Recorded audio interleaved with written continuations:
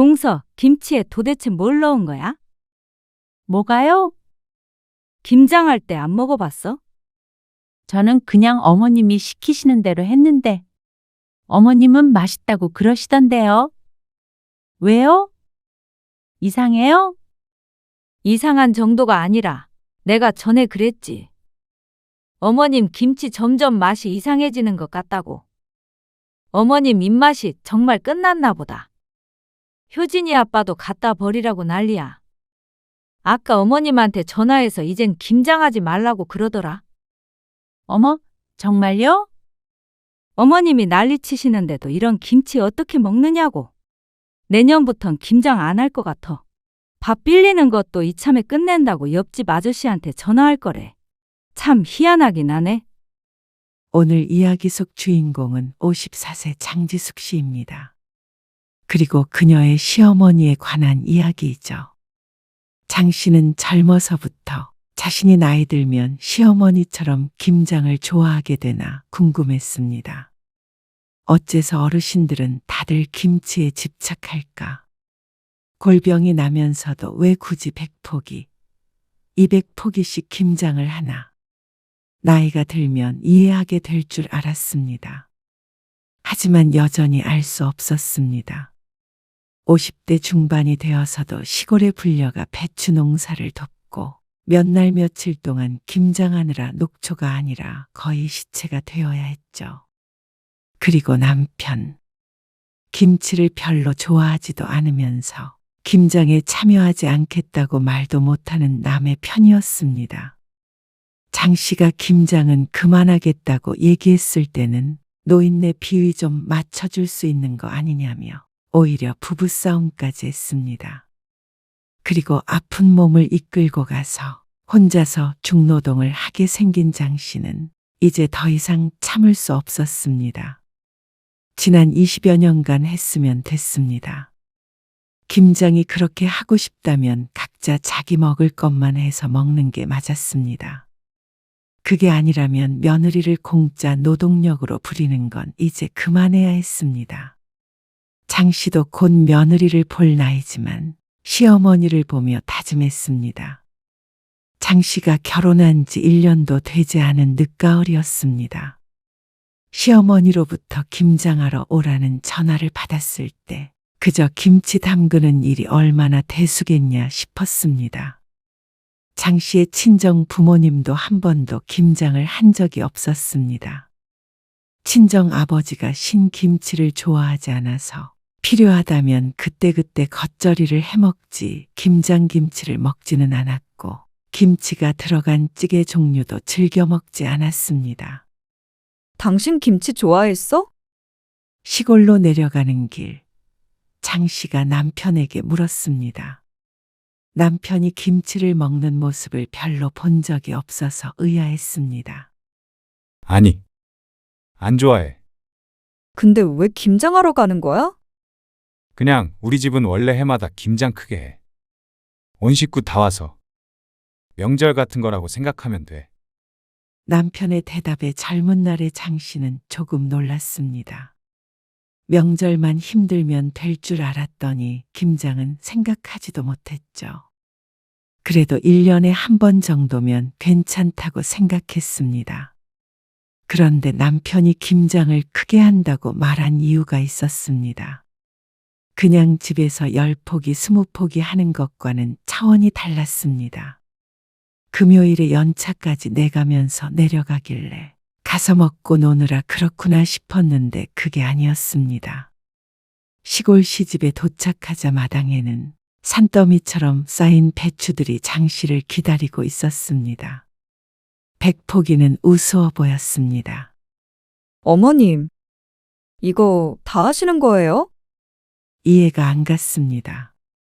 식구가 많다고 해도 남편 위로 큰형님과 누나 그리고 밑으로는 남동생 하나였습니다.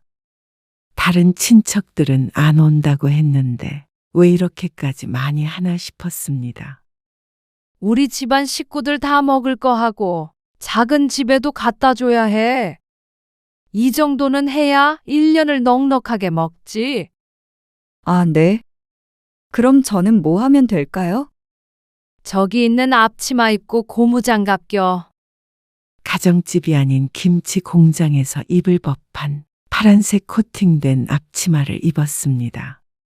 배추부터 씻어야지. 장 씨와 큰 동서, 작은 동서 셋, 그리고 시어머니가 그 많은 배추를 절이기 시작했습니다. 남자들은 대야를 옮기거나 주로 힘쓰는 일을 했는데 사실상 여자들도 마찬가지였습니다. 이렇게 본격적으로 김장하는 것을 본 적이 없던 장 씨는 혼이 빠지는 경험을 했습니다. 금요일에 회사까지 쉬어가면서 온 이유는 정말로 주말 내내 김장을 해야 했기 때문이었습니다. 연애 때도 남편이 김장하러 본가에 간다고 하면 참 가정적인 남자구나 생각했었는데 그런 문제가 아니었습니다. 그렇게 대충 하면 어떡해? 배춧잎 사이사이 잘 씻어야지. 다시 해. 시어머니의 지적은 끊이지 않았습니다.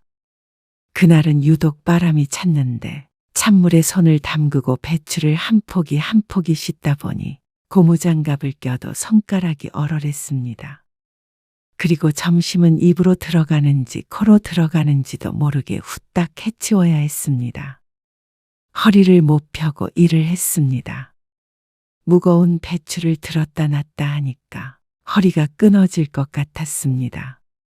다음 날은 양념에 버무리는데 200포기 가까이 되는 배추는 여럿이 달려들어 버무려도 쉽게 끝나지 않았습니다. 정말로 김치 공장에 취직한 기분이었습니다.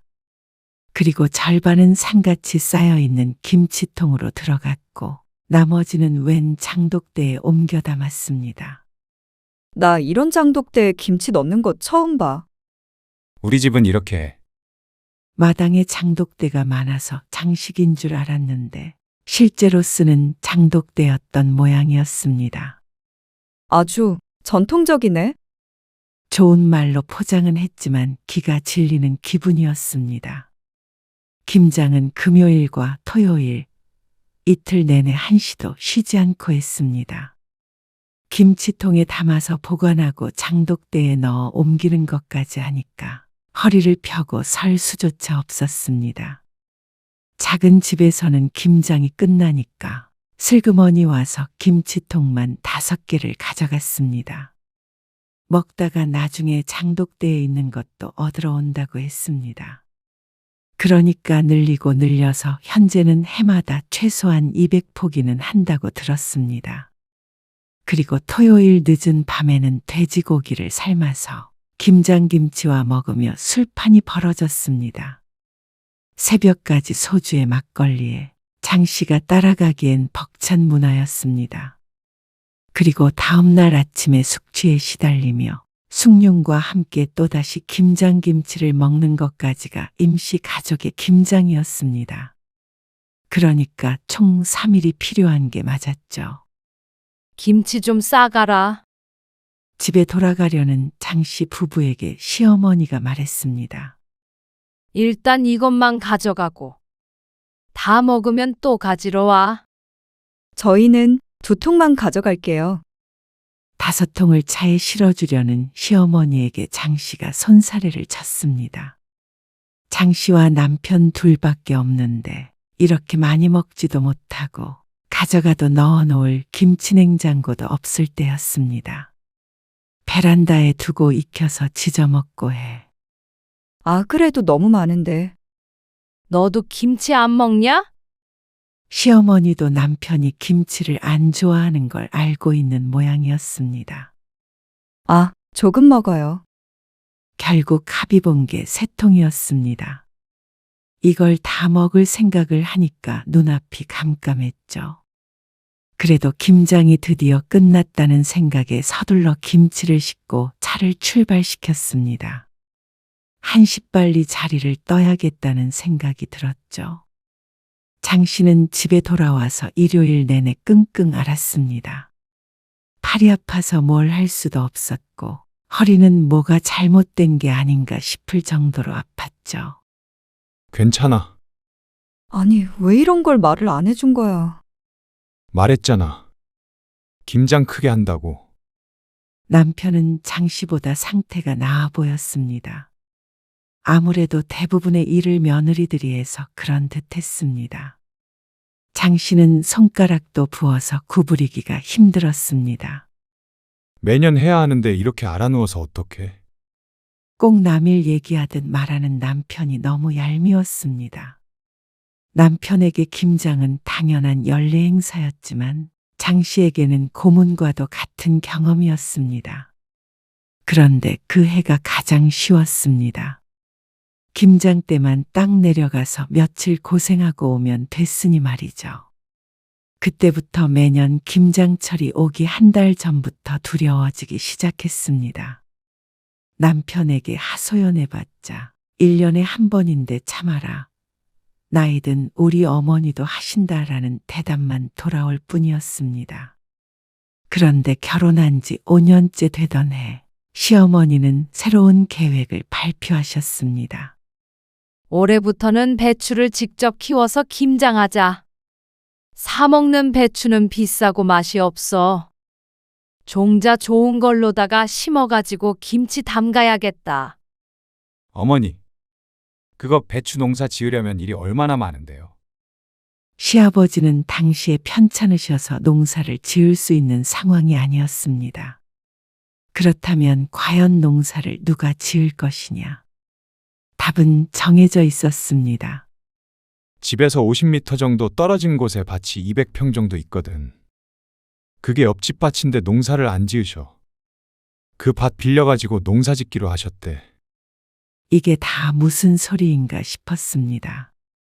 배추 농사를 직접 지어서 김장을 한다는 소리는 장씨 주위에서는 들어본 적이 없었습니다.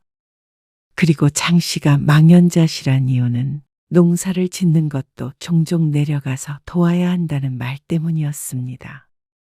김치 얻어먹는 입장에서 손 놓고 있을 수 없잖아. 다 같이 해야지. 김치를 공짜로 얻어먹는 것처럼 말하지만 노동은 처음부터 끝까지 다 했고 양념비도 각 집에서 나눠서 냈습니다. 차라리 우리는 김치 먹지 말자. 가지도 말고. 어떻게 그러냐. 나도 힘들어. 그런데 어떡해. 어머니가 무조건 그렇게 해야 한다는데. 아니 근데 우리 작년 김장김치 한참 남았잖아. 사실 김치를 그리 좋아하지도 않았지만 시어머니의 김치는 입맛에 맞지 않았습니다. 그래서 손이 잘 안 갔고 남편은 자신의 어머니의 김치인데도 잘 먹지 않았습니다. 그래서 매년 김치가 남았고 또 새로 김장한 김치를 받아오려면 있던 김치를 버릴 수밖에 없었습니다. 버리는 것도 일이었고 얼마나 죄스럽고 억울하던지. 고생고생해서 김장했던 기억에 눈물을 머금고 김치를 버리는 걸 남편도 뻔히 알면서 왜 자신의 어머니에게 한마디도 못하는지 몰랐습니다. 거의 1년 내내 김장을 위해서 사는 것 같은 어머니를 말리지 못했죠. 결국 다음 해부터는 정말로 농사를 지었습니다. 그렇게 김장은 1년짜리 프로젝트가 되어버렸습니다. 모종 심으러 와야지. 농사는커녕 화분 하나 키워본 적이 없었던 장 씨는 이렇게 손이 많이 가는 일인 줄 몰랐습니다. 모종을 심고 나중에 수확하면 되는 줄 알았지만 그 사이에 일이 무척 많았습니다. 그러니까 주말마다 자주 시골로 내려가야 했습니다. 떼약볕 아래서 허리를 굽히고 밭일을 하는데 내가 지금 여기서 뭘 하고 있나 싶었습니다. 김치라도 잘 먹으면 모르겠는데 사실상 장씨 부부에게는 전혀 이득이 없는 일이었습니다. 물론 모든 일들을 이득만 따져서 할 수는 없는 것이었지만 시집에 내려오기만 하면 고된 노동을 하니까 점점 꺼려질 수밖에 없었습니다. 그렇게 20년이 넘는 세월, 김장에 목을 매며 살았던 것 같았습니다. 명절보다도 더 지독했습니다. 그래서 그동안 김장철만 다가오면 남편과 마찰도 많이 생겼고 실제로 이혼 소리가 나올 만큼 크게 싸운 적도 있었습니다. 나 정말 올해는 안 가. 장 씨의 말에 남편이 한숨을 푹 내쉬었습니다. 그런데 이제는 1년에 한 번인데 그것 좀 참고 하면 안 되냐는 소리를 하지 못했습니다. 1년에 하루 이틀로 끝나는 일이 아니었으니 말이죠. 그리고 남편도 많이 지친 것 같았습니다. 어머니 때문에 마지못해 하는 것이지만 남편도 김장이 좋을 리가 없었습니다. 매번 그놈의 김장, 지긋지긋하다는 소리를 장씨만큼이나 많이 하는 게 남편이었습니다. 지긋지긋하면 당신이 좀 말을 해보라고. 김장하지 말란 소리 하면 어머니 쓰러지셔. 당신도 알잖아. 그러면 적어도 그렇게 많이는 하지 마시라고 얘기를 해야 할 거 아니야? 그런데 시어머니는 정반대의 생각을 하고 있는 것 같았습니다.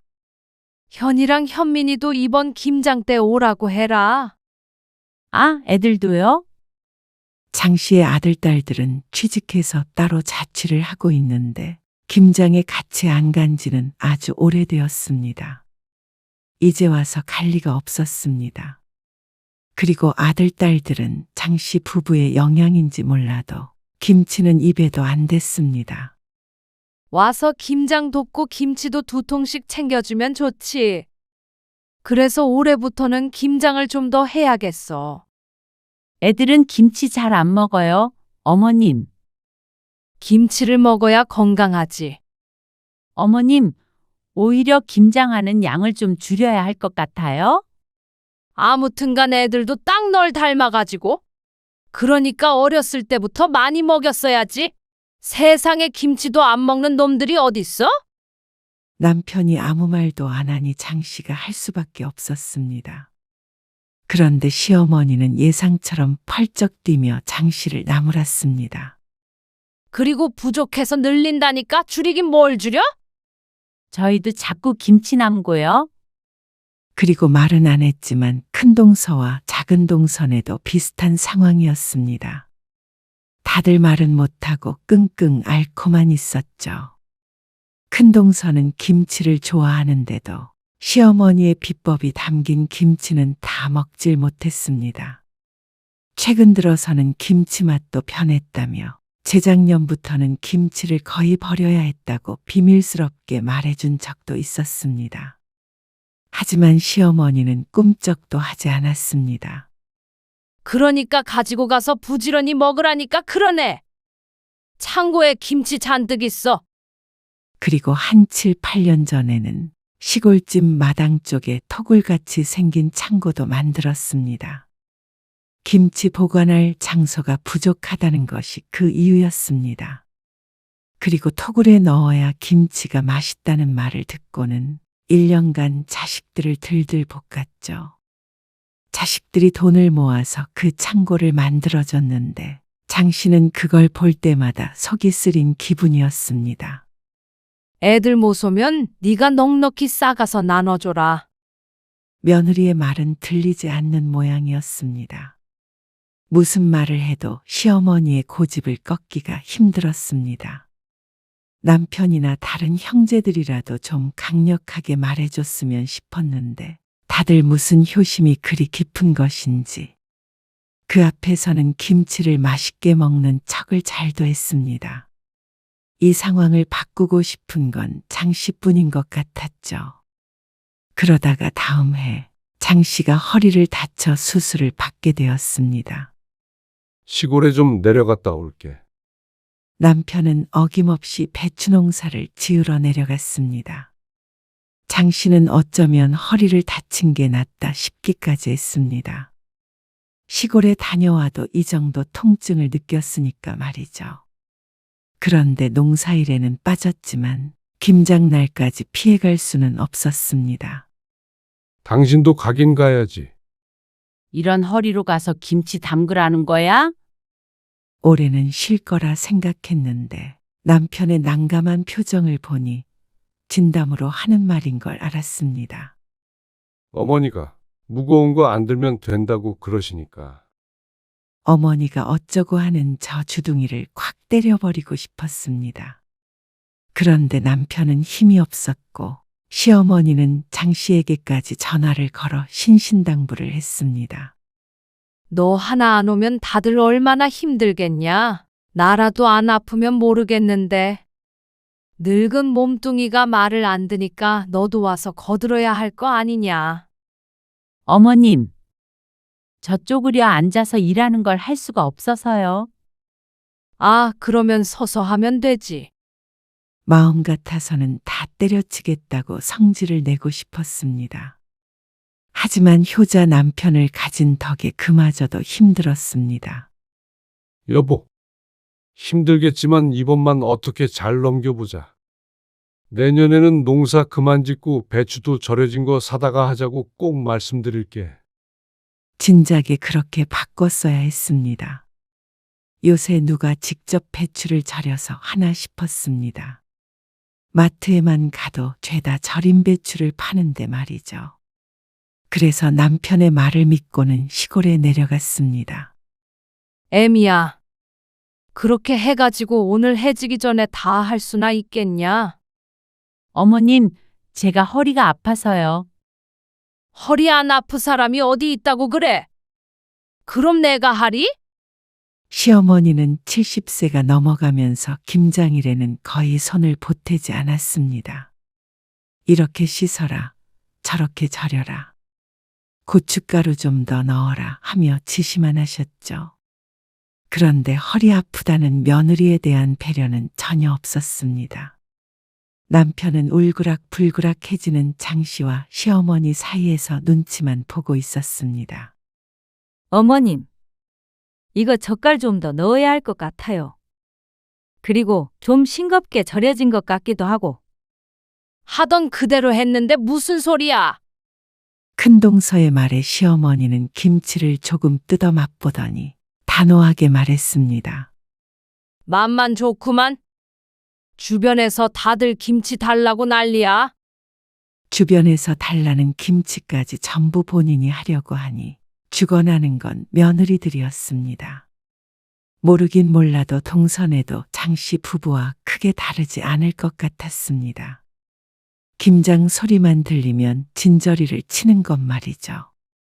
그리고 김장이 끝나서 고기를 먹는데 큰동서가 장씨에게 조용히 속삭였습니다. 김치 맛 이상하지 않어? 장씨는 원래 좋아하지 않았기에 몰랐지만 작은 동서도 고개를 갸웃거렸습니다. 어머님도 이제 입맛이 달라지셨나 보다. 연세가 있으시니까. 그러면 말씀을 드려봐야 하는 거 아니에요? 작은 동서의 말에 큰 동서가 화들짝 놀라면서 대꾸했습니다. 행여나 그러지 말어. 난리 난다. 그리고 이미 200폭이나 했는데 어쩌겠어. 그냥 먹어야지. 사실 저는 사 먹고 싶어요. 작은 동서가 속마음을 말했습니다. 장 씨는 격하게 공감이 되었죠. 누가 아니래? 근데 김장을 유일한 낙이라고 생각하시는데 어쩌겠어. 요즘 파는 김치가 얼마나 잘 나오는데? 저도 이제 골병 들 것 같아요. 나이 50에 아이고. 동서가 그러면 나는? 안 그래도 현서 아빠랑 그저께 대판 싸우고 말도 안 해. 모르겠어요. 좀 더 있으면 저도 어떻게 될지. 다들 배신은 하지 말어. 결국 농담처럼 끝난 대화에 가장 동요된 건 장 씨였습니다.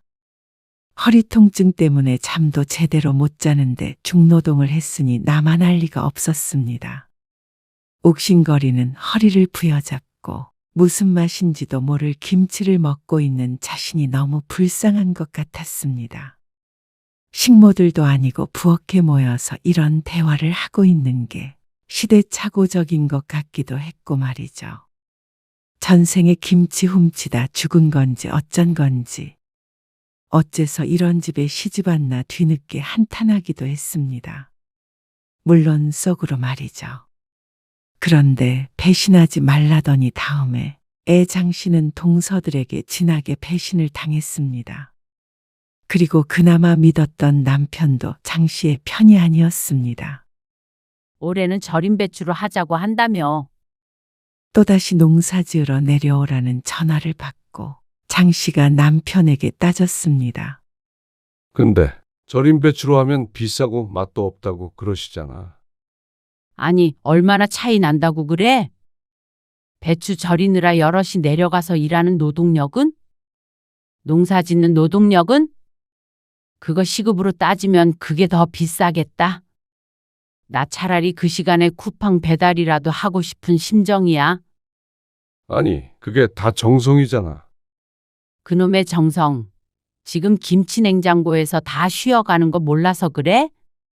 그러자 남편은 또 시작이냐는 표정으로 한숨을 쉬었습니다. 너무 어이가 없고 억울했습니다.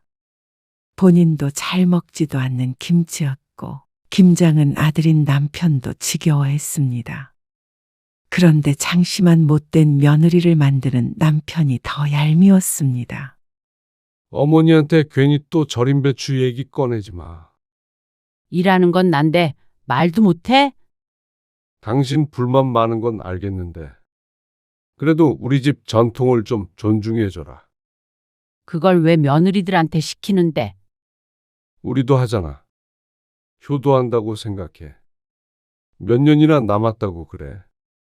저번에 어머님 편찮으셔서 이제 김장 못할 거라고 당신이 그랬잖아. 근데 봐. 지금까지 며느리들 부려먹으면서 하고 계시지? 부려먹는다고? 아무리 그래도 어떻게 그렇게 말하냐. 어머니한테. 우라통이 터졌습니다. 당신은 맨날 어머님 편이지? 나는? 내 몸이 부서지든 말든 상관없는 거야? 허리 수술도 하게 만들고 싶어? 쉬엄쉬엄 하면 되잖아. 절인 배추도 싫다. 김장 양 줄이는 것도 싫다. 무조건 어머님 하잔대로 하란 소리잖아. 그만하자. 당신 그렇게 효자하고 싶으면 당신이 다 해. 배추 심는 것부터 김치 담그는 것까지. 아니, 오늘따라 왜 이렇게 예민하게 굴어? 예민하다고? 나이 50 넘어서 시집 김장 불려가서 며칠 동안이나 김장하다 오는 여자가 어디 있어? 요즘 세상에? 요즘 이러면 이혼당해. 알아? 뭐? 이혼? 진짜 말이면 단 줄 아나. 당신은 처가 행사에 그렇게 발벗고 나선 적 한 번이라도 있어? 지금 처가 얘기가 왜 나와? 결국 남편과의 대화는 과열이 되었습니다. 장 씨는 남편과 며칠 동안 말을 하지 않았습니다. 밥상도 차리지 않고 본체 만체했습니다. 이 나이에 남편이 뭐가 무섭다고 벌벌 떨까요? 그러자 남편이 먼저 화해를 청했습니다. 미안해. 내가 생각이 짧았어. 어머니한테 올해는 양이라도 줄이자고 꼭 말할게. 그 다음에 차츰 줄여서 김장 없애자. 한 1, 2년만 고생해줘. 이번에 백포기도 많아. 솔직히 다들 남아도는데 왜 그렇게 고집 부리시는 거야? 작은 집도 이제 안 가져가잖아. 가장 많이 가져다 먹었던 작은 집은 식구도 줄어서 김치를 조금씩 사다 먹겠다고 했습니다. 그래서 재작년부터는 먹을 사람이 남편 형제들밖에 없었죠. 그런데도 여전히 200포기를 고집했습니다. 어디다 갖다 팔아도 될 양이었습니다. 그러니까 매번 동네방네 나눠주고도 남아서 내려갈 때마다 김치통에 한가득 김치를 싸줘서 문제였습니다. 친정에도 가져다 주라면서 김치를 싸주는데 솔직히 김치를 좋아하든 안 하든 남의 집 김치가 입에 맞는 경우는 잘 없었습니다. 장 씨가 여동생과 친구 몇몇에게도 진작에 한 통씩 줘봤는데 그 해뿐이었습니다. 결국 모든 건 시어머니 만족을 위한 일이었습니다. 덜 힘들었다면 장 씨도 시어머님이 좋아하시니 웬만하면 하자 생각하겠지만 내 건강까지 잃어가면서 효자 노릇을 할 수는 없었습니다. 알았어. 어머니한테 말씀드릴게. 이번에는 정말로 약속 지켜? 알았어. 이번이 정말 마지막이야? 그런데 김장하는 날을 하루 앞두고 불길한 연락을 받았습니다. 형님, 죄송한데 저 내일 못 갈 것 같아요. 뭐? 왜? 효진이 아빠랑 싸웠어요. 김장 때문에. 효진이 아빠가 다 때려치고 가지 말라고 소리치길래 그러자고 했어요. 그래서 저 지금 효진이랑 여행 왔어요. 장 씨는 할 말을 잃었습니다. 그 심정은 이해가 갔지만 장 씨도 사람인지라 덜컥 겁부터 났습니다. 작은 동서가 안 오면 큰 동서와 장 씨밖에 없는데 백포기만 한다고 하더라도 죽어나갈 각오를 해야 했습니다. 그래서 정말로 안 오게? 죄송해요. 전 솔직히 이 정도 했으면 할 만큼 했다고 생각해요. 그저께 작년 김장김치 다 버렸어요. 김치 들어갈 데 없어서. 근데 효진이 아빠가 그거 가지고 막 뭐라고 하는 거예요. 애휴하고 한숨이 절로 나왔습니다. 장 씨도 몇 번이고 겪은 일이었기 때문에 작은 동서가 무슨 말을 하는지 알고 있었습니다. 얼마나 속상했을지도 말이죠. 그래서 이제 다신 안 가기로 했어요. 장 씨는 대답을 하기가 어려웠습니다. 이해가 가는 것은 별개로 자신의 앞날이 걱정되었습니다. 그렇지만 작은 동서에게 왜 배신을 하느냐며 뭐라고 할 수도 없었습니다. 장 씨야말로 진작에 작은 동서처럼 했어야 했는지도 몰랐습니다. 어쩔 수 없지. 형님도 힘들면 그냥 들이받으세요. 아이고, 모르겠다. 장 씨는 전화를 끊고 한참 생각에 잠겼습니다. 하지만 바로 다음 날이 김장인데 이제 와서 안 가겠다고 하면 큰동서한테 얼굴을 못 들 것 같았습니다. 그런데 당일 아침 장 씨와 남편이 출발해서 시골로 내려가고 있는데 이번엔 큰동서에게서 전화가 왔습니다. 동서, 동서 한마디에 장 씨의 가슴이 덜컥 내려앉았습니다.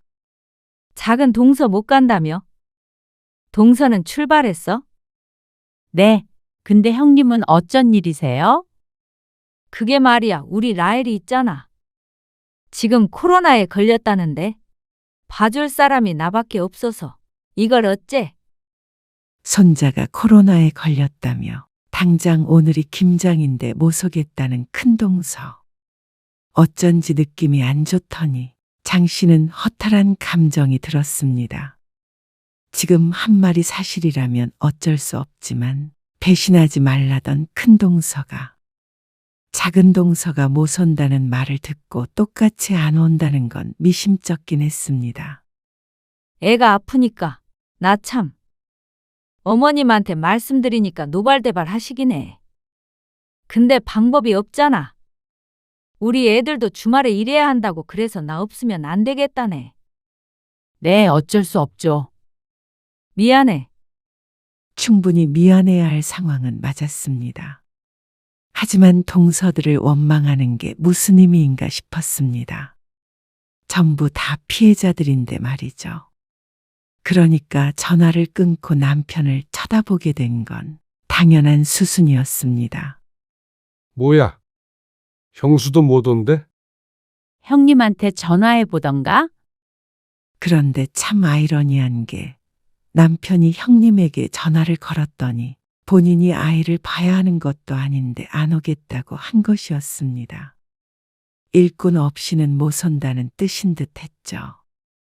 그러면 지금 내려가고 있는 장 씨와 남편뿐이라는 건데 이 인원으로 어떻게 그 많은 김장을 하자는 것인지 몰랐습니다. 어떻게 우리끼리 해? 그럼 어떡해? 이제 와서 차 돌릴 수도 없고. 그리고 우리도 안 가면 어머니 혼자 어떻게 하라는 거야? 남편도 이 상황이 짜증이 났는지 목소리에도 그 기분이 묻어났습니다. 차 안은 조용했습니다. 도착할 때까지도 말이죠. 김장이 장난도 아니고 말이야. 괘씸한 것들. 시어머니는 화가 단단히 난 듯 했습니다. 그런데 그보다 더 황당한 것은 장 씨였습니다. 마당에는 200포기는 될 듯한 배추가 있었습니다. 장 씨는 남편을 돌아보았습니다. 그러자 남편이 슬그머니 눈을 피했습니다. 분명히 줄이기로 했는데 어째서 작년과 똑같은지 몰랐습니다. 지난번에 배추 뽑을 때 장 씨는 허리가 아파서 오질 못했는데 남편은 분명히 알고 있었을 것이었습니다. 설마 이걸 다 하겠다는 것인지, 농사 지은 집에 뽑은 것이겠지 하고 소용없는 희망을 가져보았습니다. 이거 다 해야 해. 부지런히 해야겠다. 역시나 시어머니는 조금 할 생각이 전혀 없어 보였습니다. 이걸 어떻게 저희끼리 해요? 사실상 시어머니의 노동력은 없다고 보면 되고 남편도 할 줄 아는 건 무거운 걸 옮기는 것밖에 없었습니다. 그것도 혼자서는 안 되니까 장 씨와 같이 들어야 했죠. 말도 안 된다고 생각했습니다. 왜 못해? 부지런히 하면 되지. 어머님, 이거 절반, 아니, 한 30포기면 충분해요. 그래도 남아요. 뭐? 그걸 누구 코에 붙여? 매번 남아서 처치곤란인데 매년 왜 이렇게 많이 하시는 거예요? 처치곤란이라니. 담가두면 다 먹는다. 매달 김치 가져가라고 성화니까 다들 마지못해 내려올 때마다 김치를 가져가는데 시어머니는 진정 그걸 모르나 싶었습니다. 시누이조차 김치 그만 주라고 하는 걸 여러 번 보았는데 말이죠. 얼른 배추 씻어. 어머님, 정말 절임 배추 써요. 네? 장 씨도 더 이상은 무리였습니다. 도대체 김치가 뭐라고 이렇게까지 하는지 이해할 수가 없었습니다. 다들 맛있게 먹으면 또 모르겠는데 수요 없는 공급만 있으니 전부 다 헛노동이었습니다. 또 그 얘기야? 그게 얼마나 비싼 줄이나 알아? 비싸도 이 시간이며 정성이며 그 정도 갚해요. 그리고 그 배추를 어떻게 기른 건 줄 알고 사? 농약을 얼마나 쳤는지 어떻게 알고? 여보, 내가 많이 할 테니까 얼른 시작하자. 남편은 또다시 장 씨의 편이 아니었습니다. 시어머니의 언성이 높아지자 남편은 안절부절 못하며 장 씨를 말렸습니다.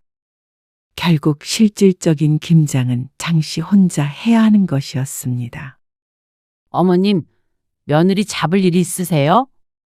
뭐야? 다들 힘들어서 오지도 않고 먹지도 않는데 왜 이렇게 많이 하려고 그러시는데요? 수십 년 전통을 며느리 힘들다고 그만두냐? 그리고 다들 잘 먹는다니까 그러네. 안 그러냐? 네가 말해봐라. 시어머니가 남편을 향해 돌아보며 물었습니다. 그러자 남편이 우물쭈물하면서 대답했습니다. 그게 김치를 잘 안 먹긴 하는데. 그러자 시어머니가 도끼눈을 했습니다. 네가 그렇게 말하라고 시켰냐? 김치 안 먹는 집이 세상에 어디 있어? 그래서 기어이 네가 우리 집 전통을 말아먹어야 속이 시원해? 나 죽을 때까지 할 거야. 만약에 김장을 못하게 된다면 다 장 씨의 탓이라며 시어머니가 고래고래 소리를 질렀습니다. 이러다가 옆집에서도 나와 볼 것 같았습니다. 내가 그런다고 김장을 안 할 줄 알아? 다들 맛있다고 하는데 왜 너만 난리야? 그러자 찔끔한 남편이 금세 백기를 들었습니다. 아이고, 어머니. 알겠어요. 그냥 해본 소리예요. 다들 안 오고 저희끼리 하려니까 집사람이 겁을 먹었나 봐요. 겁먹을 게 뭐가 있어? 다 내가 시키는 대로만 하면 되는데.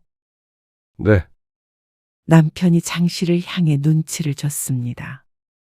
우리끼리라도 얼른 하자는 듯한 눈빛이었습니다. 도대체가 살 수가 없었습니다. 동서에 전화를 받았을 때 장 씨도 남편과 싸우는 한이 있더라도 나도 못 가겠다 버텼어야 했습니다. 그런데 여기까지 온 이상 못하겠다고 하면 김장을 못한 게 전부 장 씨의 책임이 되는 것이었습니다. 아, 해치겠어? 빨리 못해? 해요, 해. 시어머니의 고집을 꺾을 수 없었습니다. 이런 남편을 믿고 있느니 장 씨는 차라리 스스로 이 고난을 헤쳐나가야 한다고 생각했습니다. 이렇게 질질 끌려다니다가는 내년에도 내후년에도 60, 70이 넘어서도 김장을 해야 할지도 몰랐습니다. 이 자리를 박차고 나가면 또 남편과 싸우고 내년에 제발 1, 2년만 고생해달라 설득당하고 그 지긋지긋한 과정을 다시 해야 했습니다. 장 씨는 마음을 독하게 먹었습니다. 올해로 김장을 끝내기로 결심했습니다. 그리고 그건 무조건 장 씨에 의해서가 아니라 시어머니에 의한 것이어야 했습니다. 그래야 자식 탓하며 김장의 미련을 두지 않을 것이니 말이죠. 장 씨는 그 순간부터 부지런히 움직였습니다. 허리가 끊어지는 한이 있더라도 끝까지 해내고 만다는 생각으로 하자 시어머니가 한마디를 보탰습니다. 허리 아프다더니 잘만 움직이는 구만. 순꾀병이야. 장 씨는 속이 부글부글 끓었지만 참았습니다. 남편은 역시나 할 줄 아는 게 별로 없었습니다. 배추를 씻는 것도 제대로 못했습니다. 종일 걸려 배추를 씻고 절이고 인원이 적으니까 평소보다도 오래 걸렸습니다. 그리고 장 씨는 다음날 양념을 만들 때 눈을 번뜩였습니다. 무채 좀 더 넣어라. 그래야 시원해. 네, 어머님. 멸치 액젓 넣고. 딱 내가 넣으라는 만큼. 네, 생강이랑 마늘 넣었냐? 네. 넣었어요. 어머님이 말씀하신 만큼요. 장 씨는 고분고분 대답했습니다. 시어머니는 느린 걸음으로 왔다 갔다 하면서 지시 감독을 했습니다. 남편은 뭘 가지고 오라고 해도 뭐가 뭔지 몰라서 그냥 들어가 있으라고 했습니다. 그리고 장 씨는 시어머니가 안 보는 틈을 타서 계획을 실행했습니다. 옆에 있던 굵은 소금을 두 손으로 푹 퍼서 양념에 넣고 얼른 버무렸습니다. 잠깐 배추를 살펴보던 시어머니가 다시 고개를 돌리자 장 씨는 모르는 척 양념을 저었죠. 새우젓은? 이제 넣을게요. 이만큼 넣으면 되죠? 그래. 더 넣으면 짜. 장 씨는 그릇에 따로 담겨 있던 새우젓을 부었습니다. 그리고 시어머니가 뒤를 돈 틈을 타서 얼른 새우젓을 넣은 만큼 더 넣었죠. 그리고 멸치 액젓도 더 넣고 생강도 더 넣고 아주 멋대로 양념을 쳤습니다. 기회가 있을 때마다 앞에 보이는 재료를 때려 넣었죠. 겉으로 봤을 땐 달라진 게 하나도 없었습니다. 먹을 걸 가지고 장난치면 천벌을 받는다지만 이것저것 따질 처지가 아니었습니다. 양심 지키다가는 내가 죽게 생겼으니 어쩔 수 없다고 생각했습니다. 그리고 김장이 완성됐을 때 장 씨는 허리가 끊어지는 듯 했습니다. 간 봤냐? 시어머니가 양념에 버무려진 김치를 조금 뜯어서 입에 넣자 장 씨는 순간 놀라서 쳐다보았습니다. 조마조마하게 지켜보는데 시어머니가 고개를 갸웃거리더니 양념에 손가락을 찍어서 다시 한번 입으로 가져갔습니다. 왜요? 이상해요? 어머님이 하라고 하신 대로 했는데. 그러자 시어머니가 이상하느냐는 말에 자존심이 상했는지 발끈했습니다. 이상할 리가 있냐? 조금 간이 센 거 같긴 한데. 이래야 맛있어. 네, 고생했다. 얼른 챙겨. 장독대에도 김치를 옮겨 담았고 챙겨갈 김치통도 몇 개 차에 넣어놨습니다. 식구들도 없으니 고기는 삶지 않기로 했습니다.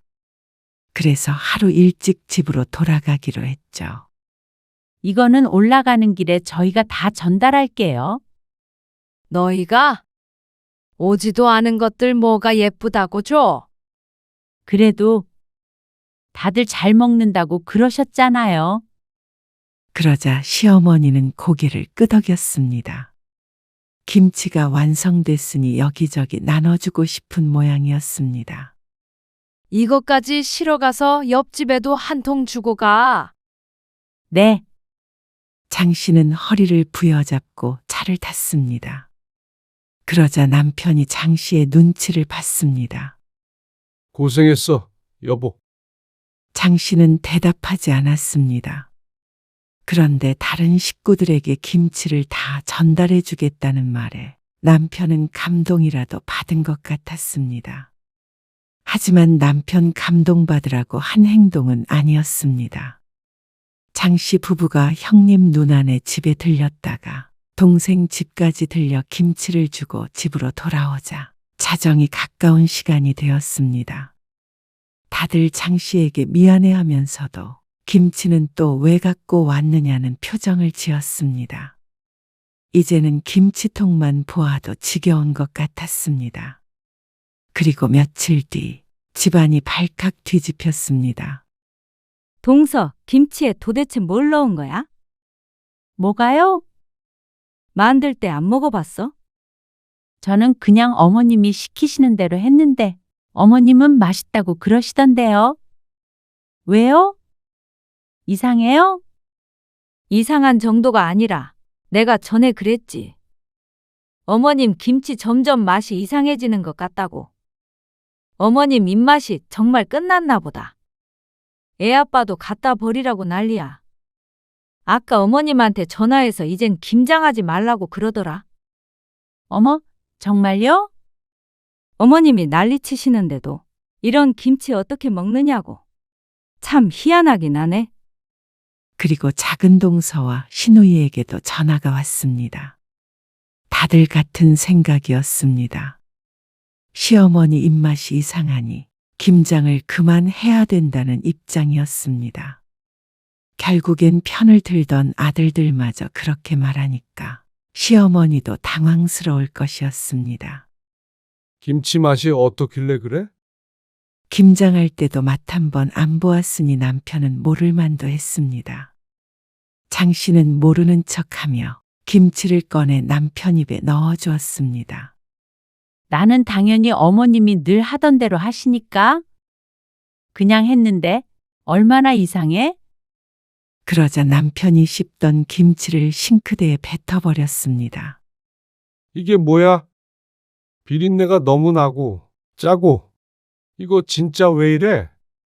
사람 먹으라고 담근 거야? 이렇게 만들려고 배추를 그렇게 열심히 길렀나? 남편은 그동안 배추 농사에 불려갔던 게 억울한 모양이었습니다. 어머, 정말이네. 장 씨는 김치를 먹어보고 시치미를 뗐습니다. 다 버려야지. 이거 못 쓰겠네. 순간 죄책감이 잠깐 들기도 했습니다. 하지만 한편으로는 시원하기도 했습니다. 아마 내년에도 똑같이 배추 농사를 짓고 자식들은 끌려가 싸우고 며느리들은 매번 알아눕는 연례 행사가 반복될 것이었습니다. 이렇게 하지 않으면 우유부단한 남자들이 어머니 고집을 꺾을 수가 없을 테니 말이죠. 화가 난 시어머니에게서 전화가 왔습니다. 너 도대체 양념에다가 뭘 넣은 거니? 옆집에서도 쫓아왔어. 뭘 넣다니요? 어머님이 넣으라고 하신 대로 넣었죠? 어머님도 바로 앞에서 보셨잖아요. 그러자 시어머니는 아무 말도 못했습니다. 장 씨의 말대로 모든 건 시어머니가 지시한 대로 이루어졌으니 말이죠. 그리고 어머님도 김치 다 됐을 때 맛보셨잖아요. 아니, 그땐 괜찮은 것 같았는데. 안 되겠다. 배추 사다가 다시 해야겠다. 네? 200포기를 다시요? 그러면 어떻게 하냐? 김치 없이 어떻게 1년을 보내? 옆에서 듣고 있던 남편이 전화를 바꿨습니다. 어머니, 이참에 김장 그만하세요. 1년 동안 농사 지은 배추가 전부 못 쓰게 됐잖아요. 나이 드셔서 입맛이 변했나 보죠. 이번에 얼마나 힘들었는데 또 김장하겠다는 말씀을 하세요. 남편도 다소 화가 난 것 같았습니다. 남자 여럿이 했던 일을 혼자서 했으니 남편도 장 씨에게 투정은 못 부려도 아마 평소보다 훨씬 힘들었을 것이었습니다. 너까지 어떻게 그런 말을 하냐? 형님도 그만하자고 그랬다면서요. 다들 힘들어서 핑계대고 오지도 않는데 자식들 말 좀 들으세요. 어머니 이제 80이에요. 그만할 때도 됐어요. 요즘 누가 김장해요? 다들 사 먹지. 장 씨가 하고 싶은 말을 남편이 대신했습니다. 남편도 뻔히 알면서 그동안 장 씨만 나쁜 사람을 만들어 왔나 싶었습니다. 시어머니는 자식들의 말에 충격을 받은 것 같았습니다. 하지만 장 씨는 알 수 있었습니다. 내년부터는 배추 농사도 없을 거고 김장도 없겠다는 걸 말이죠. 며느리들은 무척 좋아했습니다. 시어머니 입맛이 예전과 같지 않은 걸 안타까워하긴 했어도 결국엔 그 지긋지긋한 김장에서 해방됐으니 말이죠. 김치는 이제 사 먹어야 하나. 뭘 사 먹어? 먹지도 않는데. 그런가? 아이고, 어쨌거나 내년부터는 주말에 좀 쉴 수 있겠네. 남편은 김치에 미련이 없어 보였습니다. 아니, 오히려 좋아했습니다. 더 이상 농사 지으러 가지 않아도 되니 후련해 보이기도 했습니다. 음식을 못 쓰게 만들었다는 죄책감은 장씨 혼자만의 감정으로 끌어안기로 했습니다. 앞으로 버려질 김치들에 비하면 작은 희생이었습니다. 그리고 시어머니에게도 몹쓸 짓을 했다 싶긴 했지만 20년 넘게 욕먹어가며 고생한 걸 생각하면 이 정도는 애교라고 생각했죠.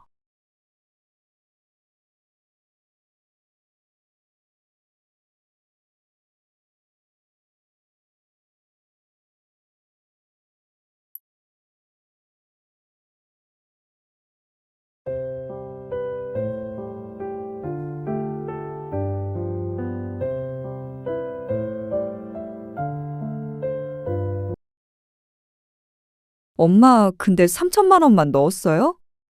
그러면 에이, 이자도 안 넣었어요? 아이고, 나중에 맛있는 거 사줄게. 이자를 10% 정도 치면 1년에 300이니까. 반년이면 그래도 150은 주셔야죠.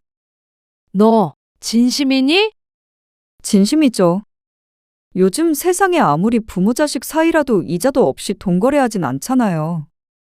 오늘 이야기 속 주인공은 68세 성영심 씨입니다.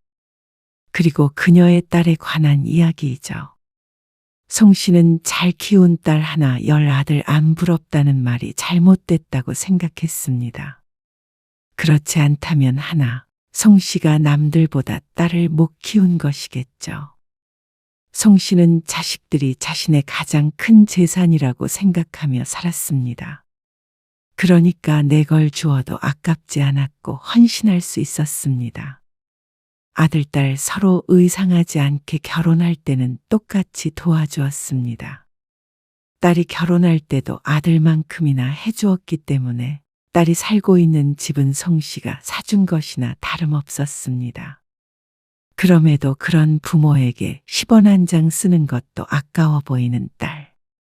집은 덥석 받아가면서도 반대로 부모가 돈을 빌리니까 몇 개월이라도 이자는 줘야 한다는 딸에게 서운하지 않을 수 없었습니다. 부모 자식 간에도 돈 문제는 확실히 해야 한다며 말이죠. 그렇게 따지면 송 씨가 딸에게 받아야 할 돈은 계산조차 힘들었습니다. 그러면서 또 친정에게는 어찌나 잘하는지. 송 씨도 이제 더 이상 허튼 돈을 쓰고 싶지 않았습니다. 부모 위하지도 않고 자기 이익만 챙기려 하는 딸이 예쁘지도 않았죠. 그래서 딸의 말처럼 부모 사이라도 돈 관계를 확실히 한다는 게 어떤 것인지 보여줄 생각이었습니다. 송 씨는 아들 하나, 딸도 하나 있었습니다. 아들은 결혼할 때 송 씨가 전세금을 마련해 주었습니다. 그리고 2년 뒤에 딸이 결혼할 때도 딱 그만큼 지원해 줬는데 형태는 조금 달랐습니다. 그 돈이랑 제가 모은 돈이랑 보태가지고 집을 사서 시작하는 게 좋을 것 같아요. 그럼 좋지. 송 씨는 그 돈을 딸이 어떻게 쓰던지 상관없었습니다. 앞으로 살아갈 미천을 주었으니 이 다음부터는 자식들의 몫이라고 생각했죠. 그런데 순조로울 것 같았던 딸의 신혼집 마련은 시작부터 삐그덕거렸습니다. 엄마, 상의할 게 있어서 왔어요. 어느 날 딸이 어두운 낯빛으로 찾아왔습니다. 결혼 준비로 들떠야 할 때의 말이죠. 왜? 무슨 일인데? 이사할 집 못 구했어? 그게 마음에 드는 집은 있는데요. 그런데 진명애 때문에요. 진명이가 왜? 아니, 내가 이기적인 건지는 모르겠는데. 사실 시댁에서는 아무것도 못 보태주신다고 그러는 상황인데, 현성 씨가 진명이를 자기랑 반씩해야 된다고 그러잖아요. 박서방도 보태면 그렇게 해줘야겠지. 송 씨의 말에 딸이 조금 머뭇거리며 말했습니다. 박서방이 보태겠다는 돈이 1,000만 원인데? 그 말엔 송 씨도 눈을 크게 떴습니다. 딸이 보태는 금액보다도 훨씬 적은 돈이었습니다. 그런데 절반씩 명의를 하자니까 딸이 고민을 할 만도 하다고 생각했습니다. 아무리 사랑으로 하는 결혼이지만 말이죠. 그래서 엄마가 돈 보태준 거라서 그건 안 될 것 같다고 그랬어요. 현성 씨 1,000만 원은 다른 일에 쓰자고 했고. 그래? 그래서 명의를 일단은 나랑 엄마랑 이렇게 해야 할 것 같은데. 그리고 그렇게 하면 일단 증여세는 안 내도 되는 거잖아요. 받아도 나중에 받는 게 낫겠어요. 둘이 잘 상의해봐. 송 씨는 보태주기만 하는 것이고 나머지 일들은 부부가 상의해서 정할 일이었습니다. 딸이 그걸 원한다면 그렇게 해주기로 했습니다. 그리고 얼마 뒤에 송 씨도 아파트 소유자의 이름을 올리게 되었습니다. 딸과 이팔의 지분으로 나누어졌습니다. 나중에 들어보니 사위가 서운해하는 것 같았지만 그러고도 결혼 진행이 잘 되는 것으로 봐서는 집 문제로 다투거나 한 것 같지는 않았습니다. 그렇게 딸은 결혼을 했습니다. 그리고 송 씨와 가까운 곳에 신혼집을 사게 된 딸은 결혼 후에도 종종 송 씨의 집에 찾아오거나 송 씨를 초대했습니다. 바깥에서 만날 때도 있었죠. 박서방은? 친구들 만나러 갔어요. 주말인데 너는 안 가고. 나는 그냥 엄마랑 맛있는 거 먹고 싶어서. 송 씨는 딸과 함께 근처 백화점에 왔습니다. 딸이 살 것도 있고 밥도 같이 먹자며 데리고 온 곳이었습니다. 사실 송 씨는 내심 기대했습니다. 닷새쯤 뒤가 송 씨의 생일이었는데 그것 때문에 주말에 미리 불러내서 생일 선물이라도 사주려는 것인가 싶었죠. 엄마, 이건 어때요? 예쁘네. 잘 어울려. 이건요? 이거는 현성 씨한테 좋을 것 같은데. 그런데 딸이 집어드는 것마다 죄다 자기들 것뿐이었습니다. 생일을 잊은 건가 싶어서 조금 섭섭했죠. 그리고 그게 끝이 아니었습니다. 엄마, 이건 엄마가 사줘요. 딸은 코트를 몸에다 대보고 하더니 가격표를 보고 송 씨에게 말했습니다. 백화점에 데려왔으면 네가 사줘야지. 왜 엄마한테 사달라고 해? 엄마가 딸 옷 좀 사줄 수도 있지. 네가 한번 엄마 옷 좀 사줘봐라. 생각해보니 이런데 같이 와도 딸이 송 씨를 사준 적은 한 번도 없었던 것 같았습니다. 결혼 전에는 박봉의 직장인이라며 그리고 또 그전에는 가난한 대학생이라면서 자연스레 송 씨가 계산하게 했습니다. 그런데 결혼해서까지 이거 사줘라 저거 사줘라 하는 건 잘못된 거 아닌가 싶었습니다. 그것도 송 씨의 생일을 앞두고 있는 때 말이죠. 그런데 불퉁한 송 씨의 목소리를 듣더니 딸이 말했습니다.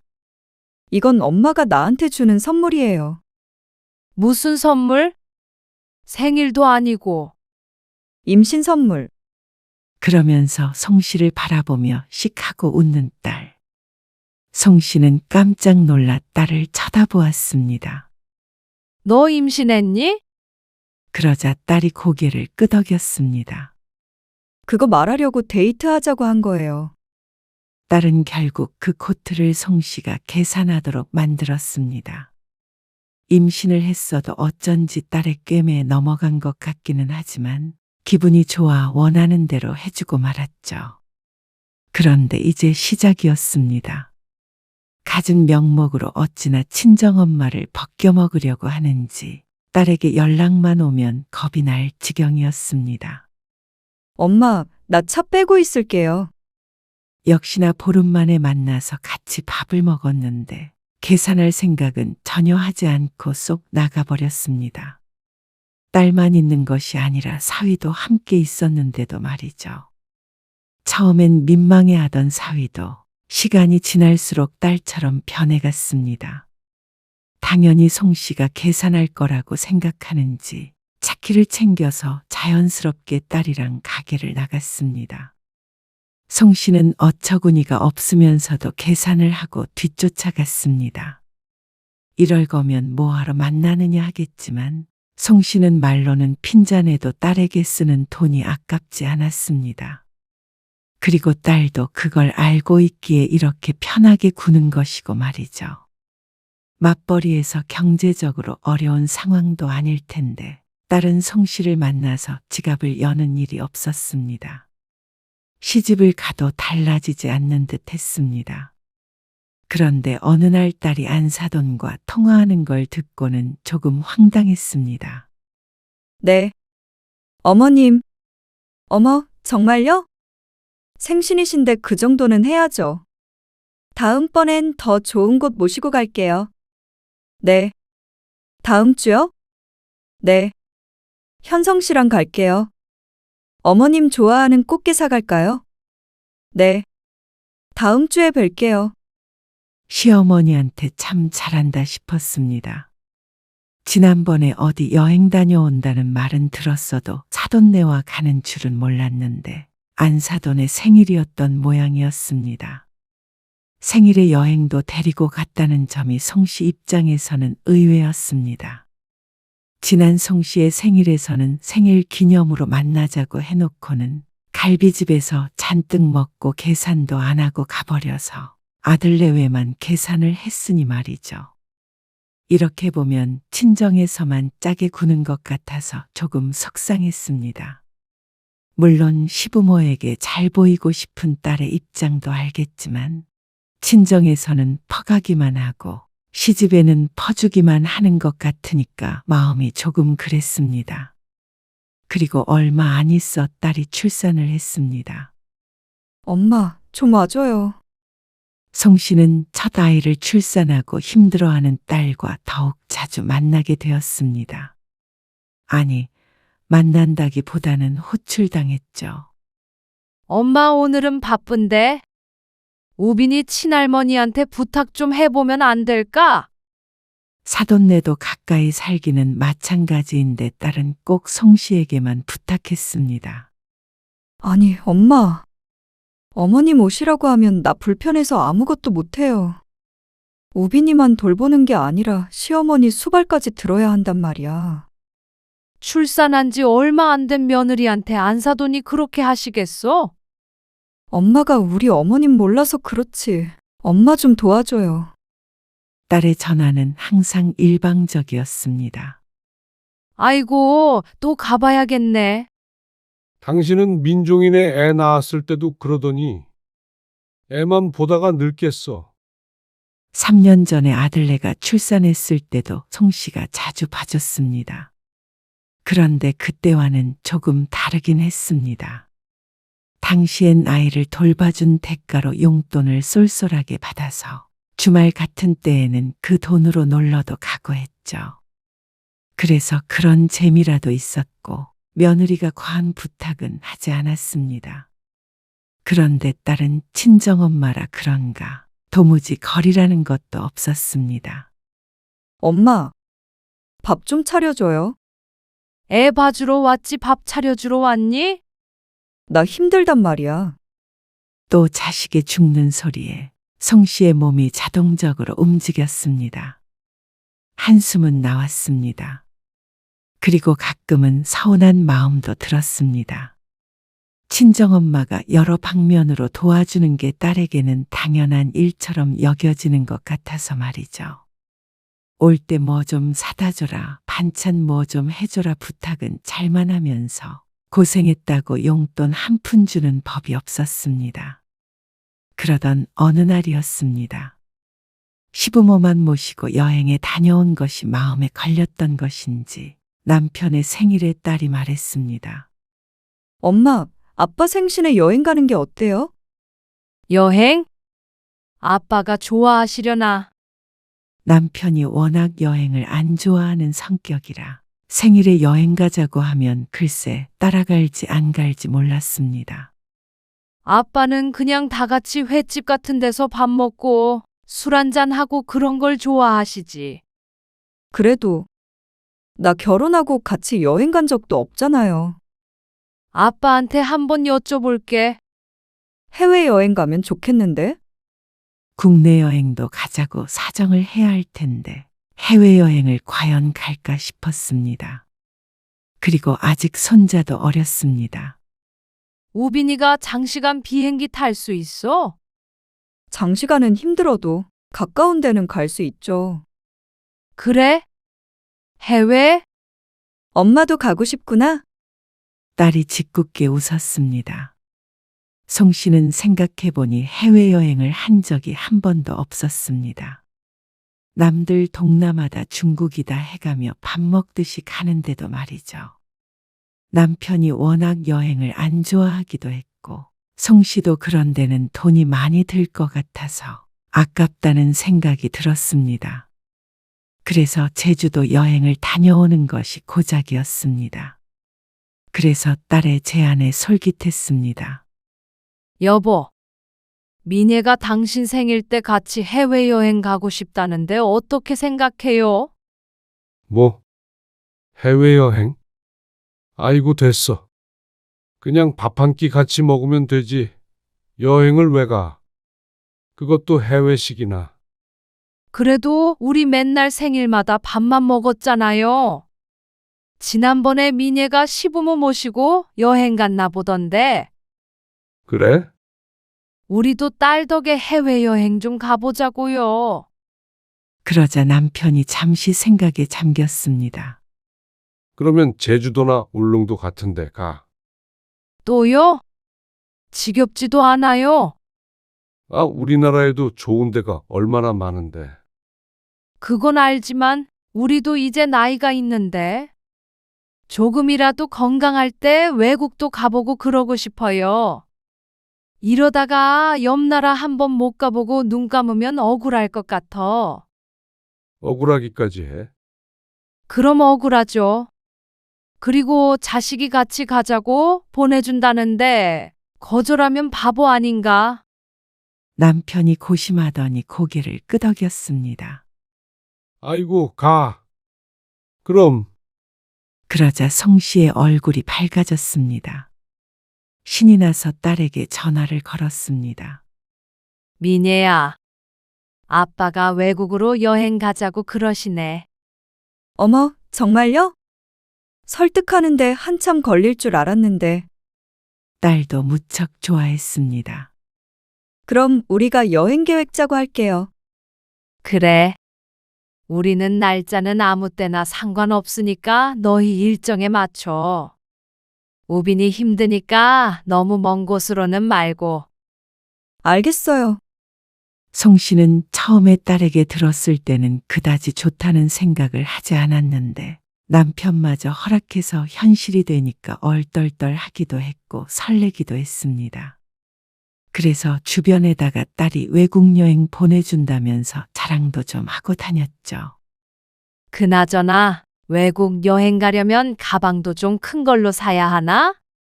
한 달이나 남았는데 벌써부터 그래? 한 달이면 얼마 안 남은 거잖아요. 베트남으로 간다던데 베트남 여행 책도 하나 사와야겠다. 우빈이 힘들지 않아? 베트남이면 비행기도 몇 시간 타고 가야 하지 않나? 에이, 우리가 돌아가면서 보면 되죠. 우빈이 얌전해서 잘 탈 거려. 그렇게 좋아? 좋죠, 그럼. 며칠 동안 싱글벙글 했습니다. 잠깐만요. 미네 전화 왔다. 때마침 딸에게서 전화가 걸려왔습니다. 미네야. 엄마, 카드 번호 좀 불러주세요.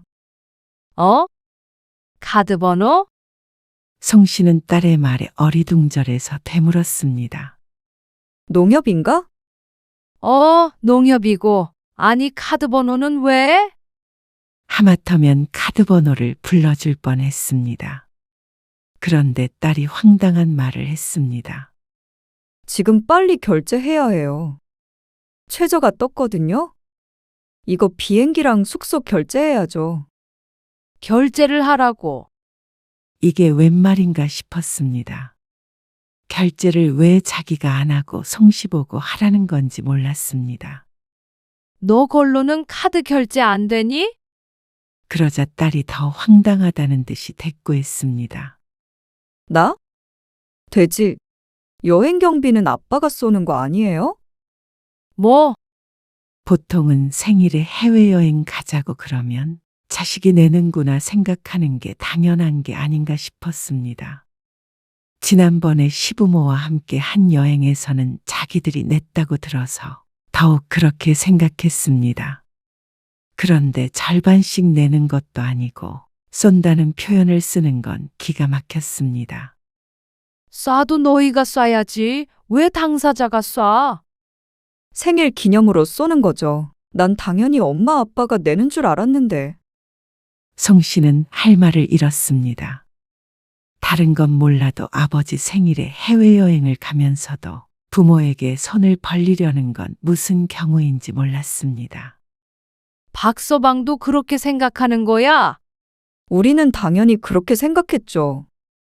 송 씨가 만약 사위였다면 그렇게는 못했을 것 같았습니다. 장인 장모가 내겠다고 해도 자신이 낸다고 해야 정상 아닌가 하는 생각이 들었습니다. 송 씨는 딸이 너무도 당연한 듯 이야기해서 스스로가 잘못된 생각을 하고 있나 싶어 남편을 돌아보았습니다. 그러자 남편도 얼빠진 얼굴로 황당해하고 있었습니다.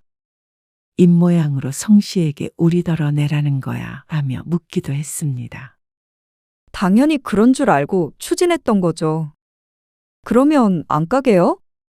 그걸 왜 송 씨에게 묻는 것인지 몰랐습니다. 너야말로 돈을 우리가 안 내면 안 가겠다는 말이야? 아니, 식구가 여럿인데. 그럼 그걸 다 우리가 내요? 더는 대화할 이유가 없어 보였습니다. 됐다. 그러면 여행 가지 말자.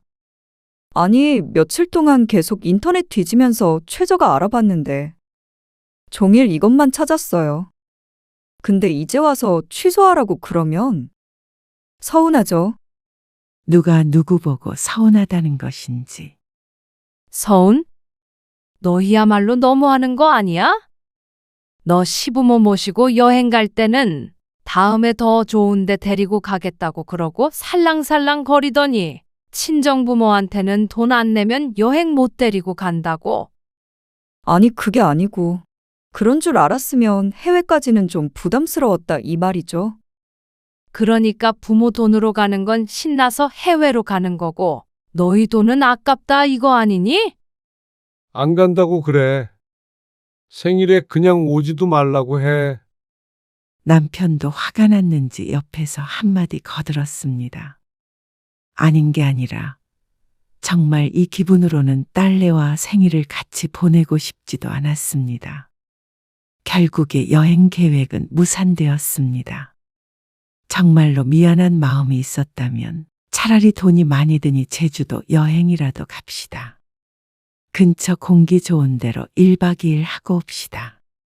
이런 얘기라도 있어야 되는데 자기 돈 나간다고 생각하니까 차마 그 말이 안 나오는 듯 했습니다. 생일에는 제 딴에는 신경이 쓰였는지 집으로 찾아왔습니다. 생일 선물이라고 홍삼인지 뭔지 선물 세트를 한 박스 사왔는데 송 씨는 이제 그것조차 고깝게 보였습니다. 누구는 해외여행 가고 누구는 홍삼 박스인지. 어떻게 된 게 딸이 자기 친정부모를 이렇게도 무시하나 싶었습니다. 외식하러 갈까요? 왜? 또 밥만 홀랑 먹고 가버리게? 송 씨의 타박하는 말에 사위가 민망한 듯 말했습니다. 아니에요. 제가 살 거예요.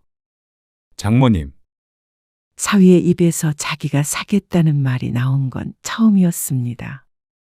딸만큼이나 송 씨 부부에게 얻어먹는 걸 당연하게 여기는 사위였으니 놀랄만 했습니다.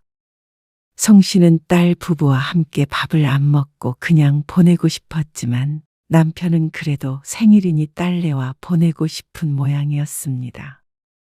그게 아니면 인간적으로 집까지 찾아온 자식을 그냥 보낼 수는 없다고 생각했는지도 몰랐습니다.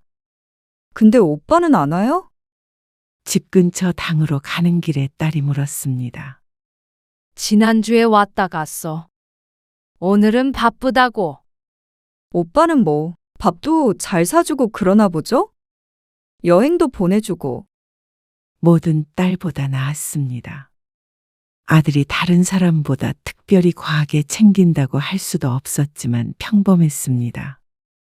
생일에 적당한 용돈을 서로 주고받고 밥 먹으러 가면 아들이 살 때도 있고 송 씨 부부가 살 때도 있고 말이죠. 그 정도만 돼도 송 씨가 이렇게 서운하지는 않았습니다. 오늘은 우리가 살게요. 그러니까 기분 풀어요. 나도 돈 많으면 엄마 아빠 모시고 유럽 여행 갔죠. 베트남이 아니라. 너스레를 떠는 딸이 얄미웠지만 더는 따지지 않았습니다. 그래도 송 씨 부부의 기분을 풀려고 노력하고 있는 게 가상하다 여겼죠. 송 씨와 남편은 딸 부부가 계산하기 전에 먼저 식당을 나왔습니다. 신경 쓰며 먹었더니 소화도 잘 안 되는 것 같고 계산하는 옆에 서서 기다리고 싶지도 않았습니다. 아이고, 나 휴대폰 두고 왔다. 안에다가? 잠깐만요. 내가 가져올게요. 송 씨가 남편을 밖에 세워두고 서둘러 다시 안으로 들어갔습니다. 룸처럼 나눠진 공간이었는데 코너를 돌아가자 딸과 사위의 목소리가 들렸습니다. 계산을 하고 다시 테이블로 돌아온 것 같았습니다. 휴대폰을 챙기러 왔나 싶어 고개를 갸웃거렸습니다. 어머님이 뭘 하셔? 뭐라고 하시긴. 좋아하시지. 며느리 덕에 새집 이사했다고. 그래? 더 못 보태드려서 죄송하다고 말씀드려. 3천만 원이면 충분해. 고맙다고 그러셨어. 갚겠다고 그러시던데. 에이, 갚긴 뭘 갚어. 어머님, 아버님 이사하시는데 아들 며느리가 그 정도는 해드려야지. 가만히 대화를 듣다 보니 참 이상했습니다. 짐작해보면 사돈네가 이사를 하는데 딸과 사위가 돈을 보탠 것 같았습니다. 아까 듣기론 3천만 원이라고 하는 것 같았습니다. 새 집으로 이사하는데 3천이면 크다고 할 수 있는 돈은 아니었습니다. 하지만 그 돈이 딸에게서 나온 것이라고 생각하면 송 씨 입장에선 억만금같이 느껴졌습니다. 밥 한 끼 얻어먹으려면 이렇게나 힘든데 어째서 늘 자신을 도와주는 친정부모보다도 시부모를 더 챙기는 것인지 몰랐습니다. 그게 딸이 시집에서 예쁨 받는 길이라고 생각한다면 조금 불공평해도 참을 수 있었습니다. 하지만 그렇다면 적어도 사위는 딸이 시집에 하는 만큼 송씨 부부에게 해야 하는 거 아닌가 싶었습니다. 어째서 송씨 부부는 퍼주기만 하고 사돈네는 해준 것 하나 없이 받기만 해도 되는 것인 것 몰랐습니다. 과연 송씨 부부가 이사 가기 위해 3천만 원만 보태주라고 했다면 저렇게 선뜻 내줬을지 궁금했습니다. 그래서 송씨는 대화 중인 딸을 놀라게 하는 대신에 아무것도 모른 척을 했습니다. 너희 아버지 휴대폰 못 봤니? 어? 엄마? 나간 거 아니었어요? 아빠가 휴대폰을 안에 두고 왔다고 해서 찾으러 왔지. 딸과 사위가 서로 눈치를 보았습니다. 송씨는 그 모습을 보고도 아무렇지 않게 말했습니다. 거기 의자 쪽에 있을 텐데. 아, 저기 있네요. 사위가 남편이 앉았던 의자 옆에서 휴대폰을 집어서 건넸습니다.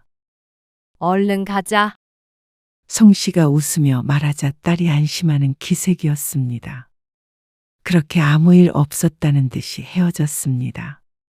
그리고 얼마 안 있어서 딸이 아이 좀 봐달라고 불렀습니다. 여행 사건 이후로 애는 안 봐주고 있었는데 생일에 만회를 했다고 생각했는지 은근슬쩍 부르길래 송씨도 딸 집으로 갔습니다. 나 얼른 나갔다 올게요. 딸은 볼 일이 있다며 나가서 한두 시간쯤 있다가 금방 들어왔습니다. 평소 같았으면 바로 돌아왔겠지만 송씨는 딸을 식탁 앞에 앉혔습니다. 민혜야, 엄마가 부탁이 있는데. 무슨 부탁이요? 송씨가 딸의 손을 붙잡으며 말했습니다. 엄마 아빠가 급하게 3천만 원 정도가 필요해. 혹시 좀 빌려줄 수 있니? 3천만 원이요? 딸의 눈이 화등잔만 해졌습니다. 3천만 원 없으세요? 현금 있던 거 네 아빠가 전부 고모 빌려줘 버려가지고. 급히 쓰려니까 없네. 아, 딸이 무척 곤란한 표정을 지었습니다. 금방 갚어. 고모가 아무리 못해도 반년 안에는 돌려주기로 했거든. 3천이면 너무 큰데. 오빠한테 전화해 보셨어요? 너희 오빠 요새 힘들어서 죽을라 그래. 그러자 딸이 난감한 듯 눈을 이리저리 굴렸습니다. 그러더니 미안한 표정으로 대꾸했죠. 어쩌죠? 우리도 빠듯한데. 우리 둘 월급반하고. 금방 주는데도 어려워? 사실 송씨도 그럴 줄 알면서도 물은 것이었습니다. 3천만 원은커녕 3천 원도 안 쓰려는 딸인데 그렇게 큰 돈을 빌려준다고 할 리가 없을 것 같았습니다. 하지만 그래도 확인하고 싶은 마음이 컸습니다. 그럼에도 불구하고 결과를 알고 있었음에도 불구하고 허탈한 감정이 앞섰습니다. 대가를 바라고 준 것은 아니었지만 친정에서 집까지 해줬다는 사실을 딸은 잊은 모양이었습니다. 무얼 줘도 아깝지 않았는데 부모에게는 뭐든 아까워하는 딸을 보니 어쩐지 후회가 되는 기분이었습니다. 됐다. 다른 데서 알아볼게. 송씨가 중얼거리자 딸이 잠시 생각에 잠겼습니다. 송씨는 씁쓸한 미소를 지었습니다. 이게 다 무슨 의미인가 싶었습니다. 홧김에 해본 말이었지만 혼자 속으로 비참해지고 끝난 혼자만의 내기 같은 것이었습니다. 내가 자식에게 준 것이었는데 그걸 돌려받지 못해 속상해하는 스스로가 싫었고 그렇게 만든 딸에게 섭섭했습니다. 차라리 공평하게 시부모에게도 그랬다면 짠순이구나 하고 말았겠지만 친정부모에게만 박하게 구는 건 상처가 될 수밖에 없었습니다. 그런데 그때 딸이 말했습니다. 알겠어요. 3천만 원 빌려드릴게요. 1년 뒤에 주셔요. 1년? 반년이면 돌려줄 수 있다고 했는데 딸은 오히려 넉넉하게 갚으라며 3천만 원을 주겠다고 했습니다. 통장으로 넣어주겠다는 말에 어안이 벙벙했습니다. 어렵게 따더니 금방 말을 바꾼 것에 당황스러웠죠. 그러다가 그러면 그렇지 않은 생각이 들었습니다. 아무리 그래도 딸이 사정이 급하다는 부모를 외면할 만한 사람은 아니었습니다. 성 씨는 집에 돌아갈 때는 웃는 얼굴이었습니다. 유치하다고 할 수 있었지만 그래도 기분이 조금 풀린 건 사실이었습니다. 그리고 다음 날 송 씨의 통장에 3천만 원이 들어왔습니다. 물론 이 돈을 쓸 데는 없었습니다. 며칠 가지고 있다가 급한 게 해결됐다고 돌려줄 생각이었습니다. 딸도 큰 돈 빌려주고 마음이 편하지는 않을 것이었습니다. 게다가 얼마 전에 시부모에게도 3천을 줬다면 넉넉하지 않을 수도 있었습니다. 그래서 성 씨는 나흘쯤 뒤에 딸에게 전화를 걸었습니다. 미애야, 며칠 전에 빌려줬던 3천만 원 돌려줄게. 어? 왜 벌써요? 이제 별로 필요 없을 것 같아서.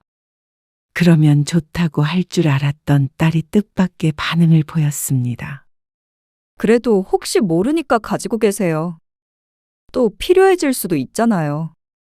아니야. 너도 이 돈 마련하느라 힘들었을 거 아니야. 아니에요. 여윳돈이니까 쓸 만큼 쓰시고 주세요. 만약 나중에 진짜로 필요한 일이 있다고 하더라도 딸에게 손을 빌릴 정도는 아니었습니다. 하지만 딸은 부모가 걱정되는지 맘 편히 쓰라고 돈은 지금 돌려주지 말라고 했습니다. 급한 일이 있다고 거짓말을 했기에 송 씨는 일단 알았다고 했습니다. 그리고 한 달쯤 있다가 돌려주겠다고 했는데 그때도 딸은 나중에 달라고 했습니다. 괜히 돈만 가지고 있는 것 같아서 마음이 불편했습니다. 딸이 이 돈으로 적금을 들어도 이자를 받을 테니 말이죠. 그런데 굳이 돌려주겠다는 돈을 1년 뒤에 달라는 딸에게 뭔가 고마우면서도 이상했습니다. 빌려줬던 돈을 빨리 준다고 하면 좋아해야 하는 거 아닌가 싶었습니다. 결국 3천만 원을 반년 뒤에 돌려주게 되었습니다. 1년 동안 가지고 있는 게 의미가 전혀 없었으니 돈은 제 주인에게 돌아가는 게 맞았습니다. 딸이 뭐라고 해도 송 씨는 3천만 원을 딸의 계좌로 입금했습니다. 3천만 원 통장에 넣었다. 그동안 잘 썼어. 그래도 엄마가 어려울 때 도와주려는 마음이 있다는 것에 위안을 받았습니다. 그런데 송 씨의 전화에 딸이 황당한 대답을 했습니다. 엄마, 근데 3천만 원만 넣었어요? 그러면 에이, 이자도 안 넣었어요? 송 씨는 딸의 말에 웃었습니다. 장난을 치고 있는 줄 알고 말이죠. 아이고, 나중에 맛있는 거 사줄게. 그런데 딸이 농담 섞인 진담을 했습니다. 이자를 10% 정도 치면 1년에 300이니까 반년이면 그래도 150은 주셔야죠. 웃음기 섞인 말에 송 씨는 긴가민가 했습니다. 농담 같았지만 내용이 너무나 구체적이었으니 말이죠. 너 진심이니? 진심이죠. 요즘 세상에 아무리 부모 자식 사이라도 이자도 없이 돈 거래하진 않잖아요. 송 씨는 할 말을 잃었습니다. 딸이 진심으로 이자를 요구하고 있었습니다. 그것도 10%씩이나 말이죠. 아니, 얼마인지가 중요한 게 아니었습니다. 어떻게 딸이 자신에게 그런 말을 할 수 있는지 몰랐습니다. 어처구니가 없었습니다. 돈을 빌리고 며칠 만에 돌려주겠다고 할 때 굳이 1년 쓰고 주라더니 송 씨에게 돈 장사를 하려고 한 모양이었습니다. 돈이 궁한 것도 아니고 어쩜 이런 애가 다 있나 싶었습니다. 부족하게 키운 것 같지 않은데 결혼하고 나니까 부모에게서 한 푼이라도 못 뜯어가서 안달이 난 것 같았습니다. 물론 정말로 송 씨가 딸에게 큰 돈을 빌렸던 것이었다면 송 씨도 좀 더 챙겨서 갚았을지도 몰랐습니다. 근데 딸의 심보가 너무 못됐습니다. 저금하는 것보다 나은 이자를 받기 위해서 빌려준 것인가 싶으니까 화가 났습니다. 처음부터 그런 꿍꿍이었는지 아니면 지금에 와서 그렇게 생각한 것인지 몰랐지만 중요한 것은 부모에게는 조금도 손해보고 싶지 않다는 건 분명해 보였습니다. 나흘 만에 갚겠다고 했을 때 갚지 말라며? 엄마가 또 필요한 일이 있을까봐 그랬죠. 너 정말 너무한 거 아니니? 딴 사람들한테 한번 얘기해봐라. 부모한테 이자 달라는 자식이 있는지. 그러자 딸이 오히려 더 황당하다는 듯이 대꾸했습니다. 당연한 걸 물어보라고 그러세요? 아무리 부모 자식이라도 돈 관계는 잘 따져야 해요. 그래야 나중에 안 서운하죠. 그러면 너는 시부모한테 3천만 원 보태주고 이자 받았니? 그러자 딸이 놀란 듯 아무 말도 없었습니다. 그건 어떻게 아셨어요? 너희 하는 말 들었다. 딸이 머뭇거리며 대답했습니다. 그건 빌려드린 게 아니라서요. 더 기가 찬 말이었습니다. 시부모는 그냥 준 거라 이자도 필요 없고 친정부모는 빌려준 거니까 이자도 다 받아야 된다는 논리는 어떻게 나온 건지 몰랐습니다. 부모 자식 간의 돈 관계는 제대로 해야 한다면서 가장 제대로 하지 않는 게 딸이었습니다. 그동안의 딸과의 일이 주마등처럼 스쳐 지나갔습니다. 아니, 누굴 탓할까요? 그렇게 키운 게 성씨이고 그렇게 행동하도록 호구같이 퍼주기만 했던 게 성씨인데 말이죠. 하지만 아무리 자신에게 책임이 있다지만 딸이 괘씸한 건 변함없는 사실이었습니다. 이대로는 너무 억울하고 속상했습니다. 그래서 성씨는 딸이 원하는 대로 해주기로 마음먹었습니다. 그래. 이자는 보낼게. 아무리 부모 자식 사이라도 돈 문제는 확실히 해야 한다고 했지. 그래. 그렇게 하자. 정말요? 알겠어요. 딸은 좋아했습니다. 하지만 언제까지 좋아할지 지켜보기로 했죠. 성씨는 그 다음 주에 딸에게 전화를 걸었습니다. 엄마, 어쩐 일이에요? 안 그래도 우빈이 맡기려고 전화하려고 했는데, 그 와중에도 부모를 부려먹을 생각밖에 없는 모양이었습니다. 너희 살고 있는 집, 내 지분을 팔려고 그러거든. 네? 그게 무슨 말이에요? 딸이 어리둥절하게 대답했습니다. 엄마 명의로 된 지분 말이야. 그거 팔려고. 갑자기 그게 무슨, 엄마도 이번에 너희한테 한 수 배웠다. 네? 내가 가족끼리라고 너무 안이하게 생각했던 것 같아. 오히려 남보다도 더 정확히 해야 하는 사이인데 말이야. 딸은 대답이 없었습니다. 안 그래도 너한테 돈 빌리면서 마음이 편하지 못했는데, 우리가 우리 앞가림 잘하면서 사는 게 오히려 자식 도와주는 길이라는 걸 이번에 깨달았다. 엄마, 그렇다고 줬던 걸 팔아버린다고 하시면 어떡해요? 그리고 그럼 저희 집은요? 지분을 딴 사람한테 팔아버리면 저희 집 경매 넘어가는 거 아니에요?